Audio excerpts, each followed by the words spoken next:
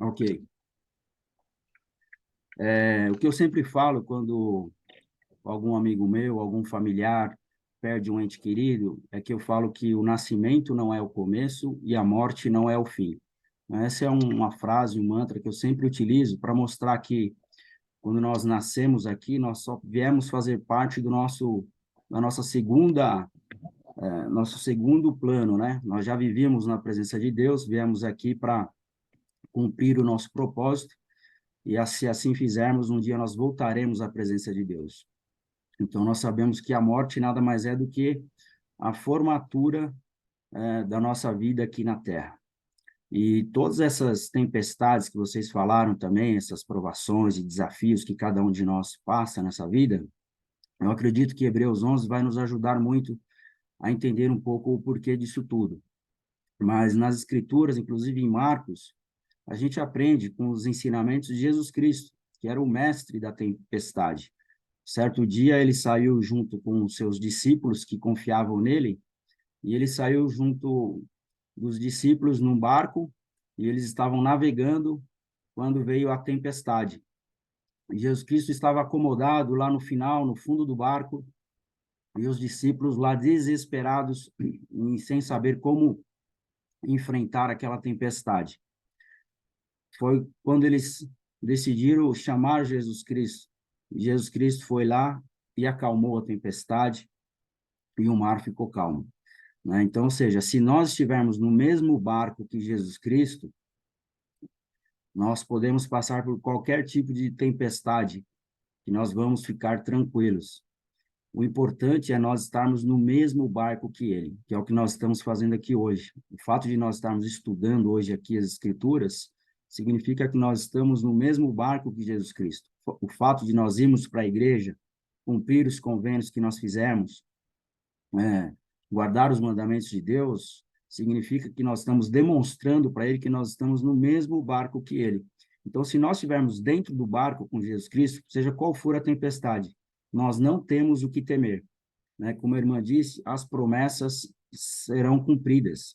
Então, Hebreus 11 vai nos ajudar a entender um pouco mais sobre esses ensinamentos.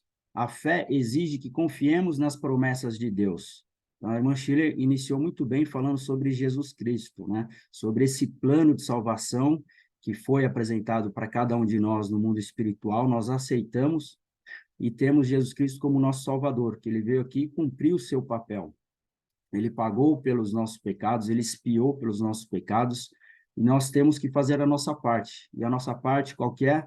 Exercer fé, guardar os mandamentos e confiar nas promessas. Então, esse é o tema da nossa aula. E Hebreus 11, 1 fala, são os ensinamentos de Paulo, né? Hebreus 11. Eu sempre gosto de colocar as escrituras, né? Não sei se vocês já assistiram essas aulas no meu canal, mas eu sempre gosto de colocar as escrituras porque a gente consegue beber a água da fonte, né? Nós bebemos a água aqui da mesma fonte, para a gente não ter nenhum tipo de equívoco. Então, a escritura diz, ora, a fé é o firme fundamento das coisas que se esperam e a prova das coisas que não se veem, né? A gente sabe que fé, a gente sabe que ela existe, é algo assim como o vento, né? Comparável ao vento, você sabe que o vento existe, mas você não consegue pegá-lo, né? Você sabe que existe, mas você não consegue ver ele. Joseph Smith, ele traduziu esse versículo primeiro de Hebreus, capítulo 11. Ele fala o seguinte, ora, a fé é a certeza de coisas que se esperam, a prova das coisas que não se veem. Então, Joseph Smith, ele fez essa correção desse versículo da Bíblia. Já o Elder Scott, que é o falecido apóstolo da igreja, né? Para quem não sabe, a igreja possui 12 apóstolos, mais a primeira presidência, um profeta, seus dois conselheiros, né? O Elder Scott, ele foi um desses 12 que viveu aqui na Terra. Eu tive a oportunidade de estar com ele pessoalmente quando ele esteve aqui no Brasil. E uma das coisas que ele falou que me chamou a atenção é que a fé é a certeza de coisas que se esperam e a prova das coisas que inicialmente não se veem, né? Então, ou seja, por que inicialmente? Porque algumas pessoas aqui na Terra tiveram o privilégio, a oportunidade de ver, né? Cada um de nós aqui provavelmente não viu ainda Jesus Cristo ou Deus o Pai, mas algumas pessoas tiveram a oportunidade de ver. né? Próprio Lamã e Lemuel, no livro de Mórmon, eles tiveram a oportunidade de ver anjo, mas mesmo eles vendo anjo, eles não acreditaram, né? Tomé, por exemplo, depois que Jesus Cristo ascendeu aos céus, ele se apresentou aos discípulos, Tomé não estava presente. Quando os discípulos foram falar que Jesus Cristo estava aí, passou por ali, né, entre os discípulos, e Tomé não estava presente, o que Tomé disse? Falou, não, eu quero ver para crer, né? Então, ou seja, Tomé ele teve que ver Jesus Cristo depois de ele ter ascendido para poder acreditar que ele havia aparecido entre os discípulos. Então, e Jesus Cristo respondeu: bem-aventurado aqueles que não viram e creram, né? Ou seja, a importância de nós, mesmo ainda que não vimos, poder crer. Em Hebreus 11, a gente aprende muito sobre os exemplos dos profetas, né, e das grandes personalidades que viveram aqui, né, no Velho Testamento e no Novo Testamento, e a gente aprende sobre esses grandes exemplos de homens de fé. Abel, por exemplo, ele foi um desses homens de fé que ofereceu a Deus o seu maior sacrifício do que Caim. Então, o Senhor aceitou o sacrifício de Abel, não aceitou Caim, e acabou pagando com a própria morte aí a revolta do irmão. Enoque, ele foi transladado para não ver a morte, né? Olha só o tamanho da fé que Enoque tinha, que ele não precisou passar pela morte, ele já foi transladado direto. Ora, sem fé é impossível agradar a Deus, o versículo 6 diz. Então, ou seja, se você quer agradar a Deus, você precisa demonstrar essa fé. E aqui em Hebreus 11, a gente aprende alguns exemplos de fé. O próprio Noé, né? Noé, ele construiu a arca para salvar a sua família, né? Para salvar a sua família. Então, ou seja, ele acreditou, ele tinha fé em Deus e foi obediente construindo a arca para salvar um povo. No versículo 8, pela fé, Abraão, sendo chamado, obedeceu, saindo para um lugar que havia de receber por herança, e saiu sem saber para onde ia. Sabemos que ele foi para sacrificar o seu filho, né? Ele saiu para sacrificar o seu filho Isaque. Até que um anjo apareceu e disse que ele não precisaria mais sacrificar o seu filho e que a fé dele havia sido provada. Olha só o tamanho de exemplo que nós temos. Imagina cada um de nós nessa situação, né? De você sacrificar o seu filho. Aqui ele dá o exemplo também no versículo 11 de Sara, né, que recebeu o poder de conceber e deu à luz já fora da idade. Muitas vezes as mulheres têm o desejo de ter filhos, assim como Sara, ela se achava incapaz, né, de ter filho, tanto que concedeu a oportunidade para que o marido tivesse um filho com outra esposa, mas o filho tão querido que foi Isaac, ela acabou recebendo essa bênção de ser uma mãe, né, já com idade tão avançada. Então, ela demonstrou essa fé. Isaac também, ele abençoou Jacó e Esaú no tocante às coisas futuras. Então, pela fé, ele fez isso também. O próprio Jacó, né, próximo da morte, também abençoou cada um dos filhos de José. Então, eu estou resumindo aqui, eu fiz um resumo dos versículos para a gente aprender e lembrar de todos os exemplos de fé que constam nas Escrituras. Moisés também foi um exemplo desse, que deixou o Egito, não temendo a ira do rei, porque esteve firme, como que vendo o invisível. Pela fé passaram o mar vermelho como por terra seca, o que tentando os egípcios se afogaram, né? Ou seja, até o mar se abriu aí, tamanho era a fé de Moisés para salvar o seu povo. Aí eu volto aqui para Tiago, né? Mudo um pouco a escritura, saindo de Hebreus, que está relacionado ao tema da nossa aula, Tiago 1, de 5 a 6. Quem que leu essa escritura que eu vou ler aqui abaixo? Qual é a personalidade que nós conhecemos que leu essa escritura? Vocês sabem? A escritura é: se algum de vós tem falta de sabedoria, peça a Deus que a todos dá liberalmente, Não, sem o Joseph repreensão e Smith, ser-lhe-á foi o dada. Joseph Smith, Joseph foi o Smith, Joseph Smith no Bosque. exatamente. Joseph Smith leu essa escritura, né, no versículo 5 e no 6, ele leu: porém, peça com fé, não duvidando, porque o que duvida é semelhante à onda do mar, que é levada pelo vento e lançada de uma para outra parte. Então, Joseph Smith, ele leu esse versículo, que ele deveria, primeiro, ele entendeu que quando a gente tem falta de sabedoria, nós precisamos pedir a Deus, que Deus ele vai nos oferecer, né? Mas a gente precisa pedir de que maneira? A gente precisa pedir com fé e de nada duvidar. Por quê? Porque Deus ele responde às nossas orações. E foi exatamente o que aconteceu com Joseph Smith, né? E o que ele fez após ele ler esse versículo? Ele leu isso na Ele Bíblia, o que que ele fez? Depois que ele leu esse versículo, ele pegou e foi para o bosque para orar ao Senhor e pedir, né? Se ajoelhou e pediu ao Senhor. Eu Exata, acho que ele foi muito corajoso, né? Porque um menino de 14 anos ir para um bosque é um lugar que não tem ninguém, um lugar meio deserto, né? Que só tem árvores. Chega lá e pedir ao Senhor, é isso que ele fez. exatamente, irmão. Então, ou seja, Joseph Smith, após ler essa escritura na Bíblia, ele foi até o bosque orar e recebeu uma resposta de sua oração.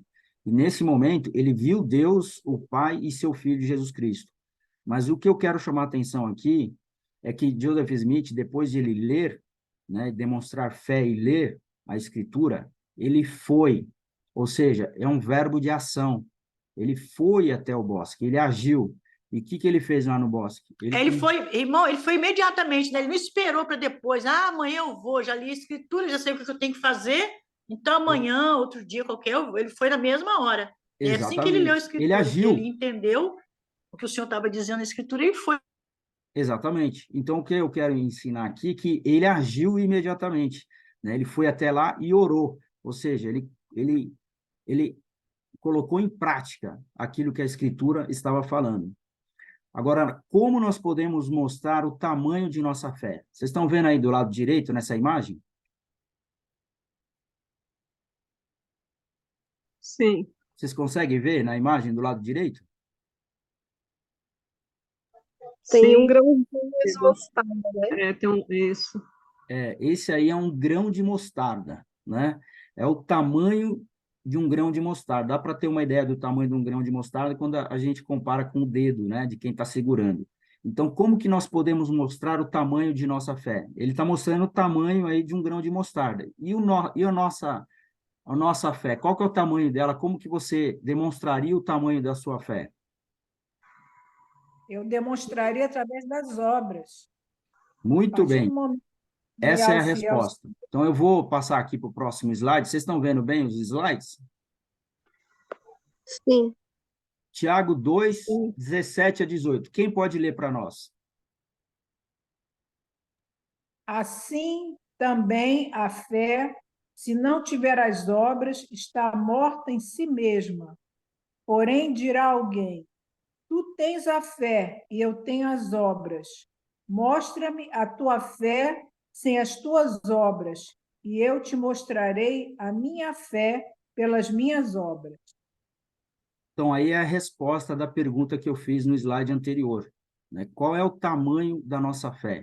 O tamanho da nossa fé é a quantidade de obra que você realiza, né? Uma das maneiras que nós temos de demonstrar o tamanho de nossa fé.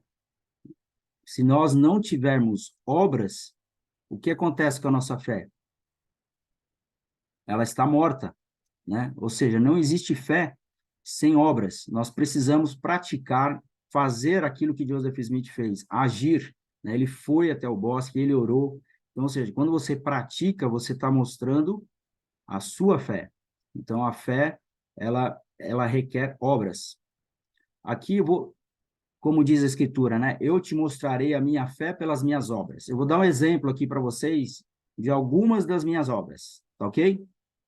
Bom, essa aqui ao lado é a minha esposa, um desenho aí, né? Meu e da minha esposa, Camila. Sou casado com ela há 25 anos. Sou pai de 3 filhas junto com ela, avô de 2 netos. Eu já servi como bispo, já servi no bispado pelo período de 7 anos, membro do Sumo Conselho pelo período de 13 anos, já oficiei no templo pelo período de 9 anos ao todo, oficiei 2 anos e meio, depois mais 6 anos e meio. Tenho hoje um canal no YouTube onde eu prego o evangelho e também sou autor de um livro chamado 15 lições para ser feliz hoje. Então, isso aqui eu estou mostrando um pouquinho das minhas obras, que mostra também o tamanho da minha fé, né? Eu sei que cada um de nós tem a oportunidade de servir, demonstrar fé e praticar obras, servir ao próximo. Eu sei que se vocês fossem escrever aqui as obras de vocês, com certeza poderia ser muito maior, né? Ou é muito maior do que isso. Eu só estou dando um exemplo. Eu sei que cada um de vocês aqui, pelos testemunhos que foram dados e os sentimentos compartilhados, já tem muitas obras realizadas na vida de vocês. Não é verdade? E isso demonstra o tamanho da fé que vocês têm em Deus e em Jesus Cristo. Agora, atualmente, no presente, eu sirvo como conselheiro do Coro de Elders. Né? Por que eu coloquei aqui presente? Porque todas aquelas obras que eu mostrei no slide anterior são obras do meu passado. Então, ou seja, são coisas que eu realizei. É importante tudo aquilo, mas é mais importante aquilo que eu estou fazendo hoje. Não adianta eu ficar achando que eu já fiz muita coisa e ficar vivendo do meu passado. Ah, eu já fiz isso, já fui muitas vezes para reuniões de conselho, já fui muitas vezes para reuniões na igreja, não preciso ir mais, porque eu já fui a minha vida toda, eu já servi a minha vida toda na Sociedade de Socorro, no Coro de Elders. Então, você já realizou muitas obras na sua vida e você acredita que não precisa fazer mais nada. Mas não é verdade. Né? Nós precisamos esquecer esse passado, consultar esse passado apenas para buscar o aprendizado, né? Mas não acreditar que nós já fizemos muito, que isso é suficiente, né? Então, eu coloquei aqui, por exemplo, que esse passado das coisas que nós já fizemos, assim como o exemplo que eu citei aqui das minhas obras, ele serve para nós vivermos nele apenas 10%. Né? Eu consulto o meu passado 10%. Para que eu vivo 10%? Para aprender com as minhas experiências do passado. Mas eu devo viver a minha vida no presente. Né? O meu presente hoje, eu estou servindo como conselheiro do Coro de Elders, estou dando aula aqui para vocês, gravo vídeo no canal no YouTube, então eu estou focado no meu presente, continuo fazendo a obra. Eu estou escrevendo a minha história. E é nesse presente que eu devo focar a minha vida. Se vocês ficarem focando no passado de vocês, vocês vão estar vivendo num passado que vai trazer o que para vocês? Muitas vezes, depressão. Então, nós não devemos viver no passado, viver apenas esses 10%, que é para ir lá resgatar a experiência e o aprendizado do passado. E o futuro, a gente vive nele somente 20%. Por quê? Porque o futuro, ele traz ansiedade. Se você fica muito preocupado com as coisas que vão acontecer no futuro, vai te trazer o quê? Vai te causar ansiedade, né? Que essa é a doença mais recente que existe hoje na humanidade. As pessoas estão ansiosas. Por quê? Porque estão muito preocupadas com o futuro. E o futuro, para que serve esses 20%? Apenas para vocês planejarem a vida de vocês. Então, vocês planejam, tracem suas metas, que isso seja 20%. Né? Mas o principal é vivermos 70% no nosso presente, tá ok? Então, isso está relacionado um pouco das nossas obras. Hebreus 11, 33 a 34. Quem poderia ler para nós? Irmão, eu acho que tem se dizer, né? O futuro a Deus pertence. É importante a gente pensar, focar o que queremos conquistar no futuro, mas se viver o hoje, porque o futuro realmente a Deus pertence. Posso ler, irmão? Pode. Obrigado pelo comentário. O 33, né? Pode ler os dois. Os quais, pela fé, venceram reinos, praticaram a justiça, alcançaram promessas, fecharam as bocas dos leões, apagaram a força do fogo, escaparam do fio da espada, da fraqueza tiraram forças, na batalha se esforçaram, puseram em fuga os exércitos dos estranhos. Muito bem. Deu uma pequena diferença com relação à minha escritura, mas o significado é o mesmo. Né? Então, aqui a gente aprende esses exemplos de homens que viveram, né? E que Hebreus ele relata no capítulo 11, que a gente pode utilizar desses grandes homens de fé e trazer para a nossa vida, né? Fala que da fraqueza tiraram forças, na batalha fizeram-se poderosos. Então, ou seja, na imagem do lado direito, nós vemos aí Jesus Cristo ajudando um homem fraco, um homem necessitado, né? Então, ou seja, muitas vezes nós nos encontramos nessa posição de fraqueza. O que nós precisamos fazer? Estender a mão, porque Jesus Cristo ele está lá com a mão estendida, mas nós precisamos também estender a nós para agarrar na mão dele. Né? E quantas vezes nós passamos por esses momentos de fraqueza? Éter, né, 12, 27, a gente aprende, quando a Escritura fala, e se os homens vierem a mim, se os homens forem humildes e vierem a mim, mostrar-lhe a sua fraqueza, e farei com que as coisas fracas se tornem fortes para eles. Né? Então, se nós formos humildes, formos até Jesus Cristo, né? Mostrar para ele a nossa humildade, ele vai mostrar a nossa fraqueza, e ele vai fazer com que a nossa fraqueza seja o nosso ponto forte, né? Quantas pessoas possuem seus propósitos de vida? Por exemplo, que veio da fraqueza e na fraqueza ele descobriu o propósito de vida dele, né? Ele vai lá, ele consulta o passado dele, como eu disse, vou dar um exemplo aqui para vocês, um ex-drogado, né? Um homem que vivia usando drogas, ele passou por todas essas experiências do passado dele, aí ele traz para o presente para descobrir o seu propósito. E aí o que ele faz com o futuro dele? Ele passa a frequentar e dar palestras em escolas, né, para jovens, falando do o quão mal as drogas fazem para a vida de cada um de nós, e ele passa a encontrar um propósito, né, fazendo com que aquela coisa fraca que um dia foi as drogas para ele, hoje é uma coisa forte, que ele já não vive mais isso, e muito mais do que isso, ele ajuda as pessoas a não caírem nesse vício, né? Então, o Senhor, ele tem essa capacidade de fazer com que as coisas fracas se tornem fortes, né? E a gente pode fazer isso com cada um de nós, aprendendo isso, né? Nós podemos encontrar forças para saber exatamente qual é o nosso propósito, mas sempre contando com Jesus Cristo, estendendo a mão para ele, que ele vai mostrar e vai nos ajudar a sermos fortes. Eu coloquei aqui também um lembrete de pessoas doentes. Eu conheço a minha filha, que está aqui assistindo a aula junto com a gente, a Júlia, ela tem uma amiga que sofre de câncer, né? Já passou por vários procedimentos, há muitos anos ela está passando por isso, é uma jovem de 26 anos, já com 2 filhos, correu o risco de vida para ter os 2 filhos, então ela vive essa batalha da doença, né? Assim como ela, outras e tantas outras pessoas que passam por desafios. Mas nós vamos aprender também, assim como eu disse, né? Jesus Cristo, ele está no barco, nessa tempestade toda que nós vivemos, seja doença, seja dificuldade financeira, seja qual for o desafio ou provação que nós temos, nós precisamos saber que se estivermos no mesmo barco de Jesus Cristo, nós não temos o que temer, né? Hebreus 11:40. Quem pode ler para nós? Eu vou ler, irmão. Deus, prevendo alguma coisa melhor a nosso respeito, para que eles, sem nós, não fossem aperfeiçoados.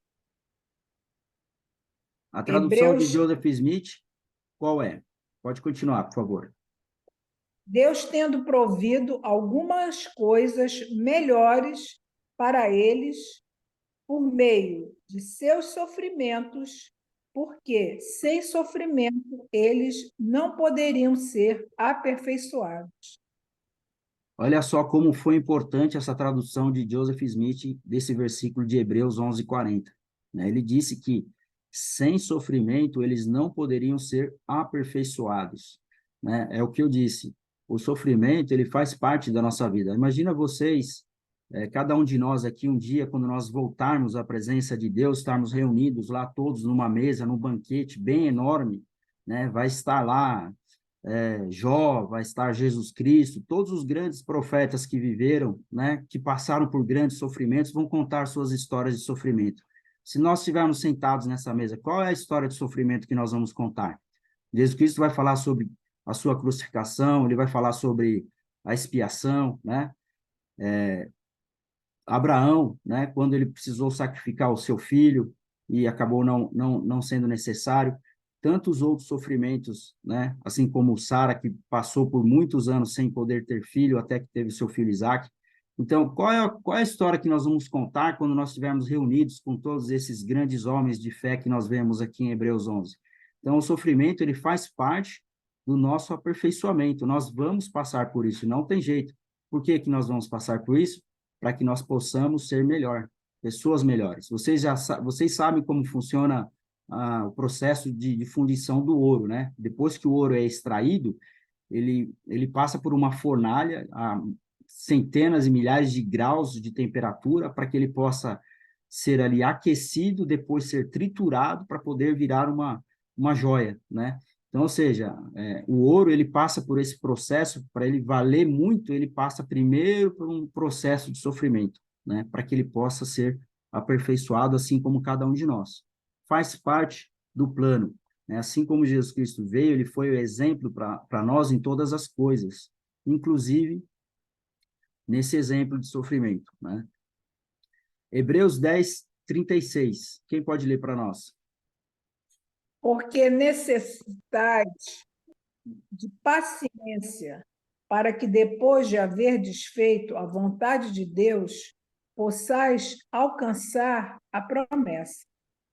Então, ou seja, nós temos fé, nós demonstramos a obra em Jesus Cristo, a obra, né, servindo as pessoas, demonstrando fé em Deus, em Jesus Cristo, aí nós fazemos a oração e queremos que a nossa resposta seja imediata, nós queremos que a nossa solução seja resolvida imediatamente, que o Senhor precisa responder, porque nós temos fé, afinal de contas, nós temos muitas obras, não é verdade? Então, a gente acredita que o Senhor tem a obrigação de responder a nossa oração no tempo que nós queremos.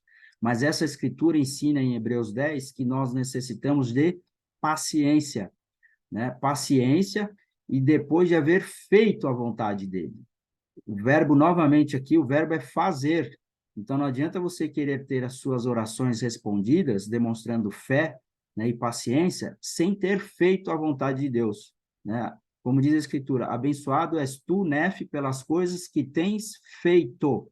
Então, ou seja, nós precisamos arregaçar as mangas e fazer as coisas, servir o próximo, para que assim nós possamos alcançar a promessa. Conclusão da nossa aula. Primeiro, aprendemos a importância de termos fé, e grandes foram os profetas e homens das Escrituras que deram exemplos de fé para a nossa vida. Aprendemos que a fé sem obra, ela não vale nada. Nós precisamos realizar obras, né? Demonstrar a nossa obra. E como que nós demonstramos essa obra? Servindo ao próximo. Aprendemos que as coisas que nós já fizemos no passado vai servir só de experiência e aprendizado, mas o que importa são as obras que nós fazemos hoje e vamos continuar fazendo. Aprendemos que é necessário ter paciência, né?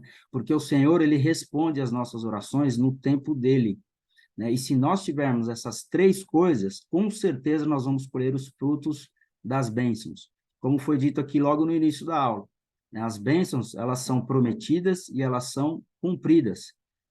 Muitas vezes não são cumpridas nem nesta vida, mas elas vão ser cumpridas, porque a promessa, ela é feita, né? Eu vou dar um exemplo para você de uma bênção que foi cumprida na minha vida. Eu tirei a minha bênção patriarcal, falava que eu pregaria o evangelho para muitas pessoas. E eu não sabia como que isso ia acontecer, porque eu já logo casei, tive filhos, não tive oportunidade de fazer missão. E aí, depois que eu comecei a gravar o canal no YouTube e comecei a pregar o evangelho das aulas do Vem Segue-me, eu comecei a perceber que eu estava pregando o evangelho para muitas pessoas e que aquela bênção que estava na minha bênção patriarcal, como aquela promessa, estava sendo cumprida. Mas demorou cerca de quase 20 anos para que essa bênção fosse cumprida. Foi quando eu decidi criar esse canal, e assim hoje eu prego o evangelho para muitas pessoas e eu leio a minha bênção patriarcal hoje, eu entendo, né? Então, ou seja, as bênçãos, elas vão ser cumpridas. Como eu disse, muitas vezes aqui nessa terra, nessa vida, ou no mundo vindouro, ou quando um dia nós voltarmos à presença de Deus.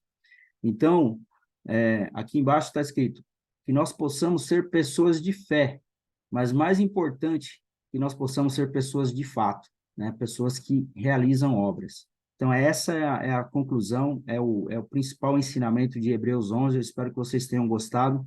Se vocês quiserem comentar e participar da aula, nós temos 4 minutos. Eu convido vocês também a ler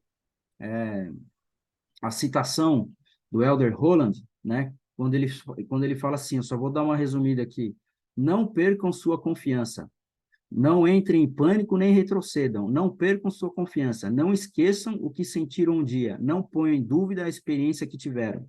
A cada decisão importante é preciso ponderar e tomar precauções, mas quando finalmente tiverem sua iluminação, não cedam à tentação de abandonar o que é bom, porque um dia nós recebemos um testemunho, sabemos que nós estamos no caminho certo.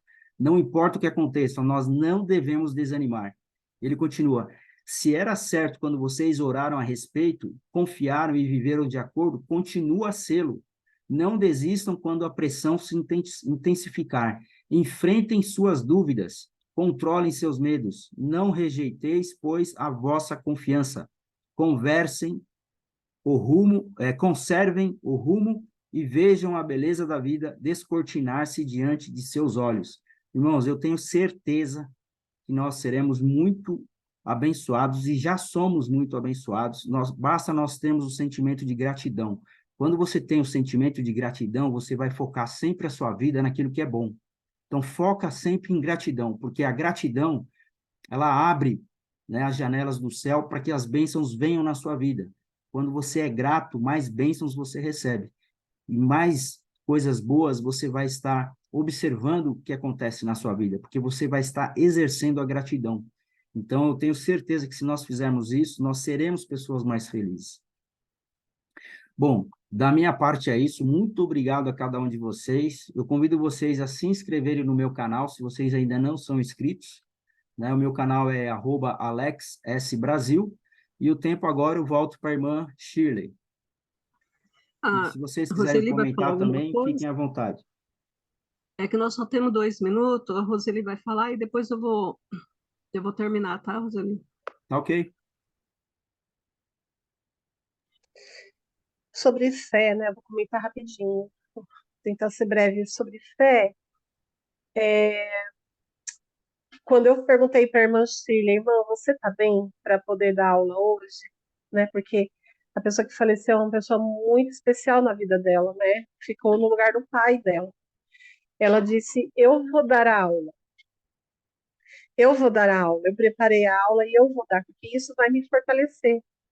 Eu senti uma fé tão grande da parte dela, sabe? A irmã Shirley, ela tem sido meu exemplo em muitas coisas. Porque há 2 meses, irmão, eu perdi meu pai. E quando eu perdi meu pai, eu cheguei a questionar se realmente eu tinha fé naquilo tudo que eu aprendi no Evangelho até hoje, né? Eu pensei, será que realmente eu tenho fé? Então, no momento, enquanto eu estava sentada no meu sofá sozinha na sala, começou a vir coisas assim sobre as escrituras na minha mente a respeito disso, né? E uma coisa interessante que veio foi assim, um dia eu estive na presença do Senhor e ele me perguntou se eu aceitava um plano que ele tinha aqui na Terra. E eu disse sim, junto com muitos outros que a gente nem sabia o que é que a gente ia passar aqui. A gente confiou nesse plano e a gente disse sim. Isso foi, acredito que tenha sido o meu primeiro ato de fé ali, né? Então eu falei, eu tenho fé sim, e eu acredito que tudo que eu aprendi é verdadeiro. E isso me fortaleceu. Isso fez eu levantar e falar, olha, Senhor, tá tudo bem, né? Hoje eu sinto que tá tudo bem. Então, gratidão, irmã Shirley, pelo seu exemplo, minha querida. Amo você demais e muito obrigada, irmão, pela aula maravilhosa. Esse testemunho eu deixo em nome de Jesus Cristo também. Amém. Eu que Amém. agradeço. Também deixo essa aula em nome de Jesus Cristo. Amém. Amém. Gratidão, Roseli. E só falando uma coisa assim que o irmão estava comentando, é que eu também entendi, na minha bênção patriarcal, vem escrito assim que eu vim ao mundo para ajudar as pessoas. E eu imaginava que ajudar as pessoas era de uma outra maneira, dando alguma coisa, dando um presente, sabe? Está precisando de uma ajuda, um alimento, eu vou lá, eu ajudo. Mas como o irmão também viu que agora, como você dá aula, você ajuda muitas pessoas, eu senti agora que acho que a minha ajuda, que a bênção patriarcal fala, é ajudar as pessoas assim também, né? Com o meu exemplo, falando do evangelho, pregando e querendo progredir nisso daí.